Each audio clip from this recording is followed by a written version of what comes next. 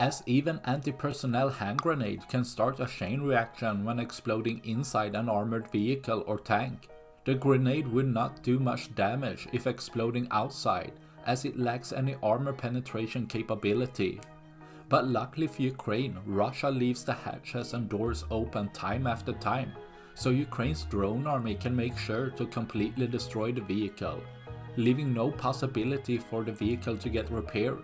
But as an anti-personnel hand grenade often does the trick to start the chain reaction inside, a thermobaric grenade increases the chances of success, as the high heat and pressure both destroy the components inside to a higher degree, but can cause the ammunition to catch fire more easily, as seen with this tank, making sure Russia has one less tank for tomorrow.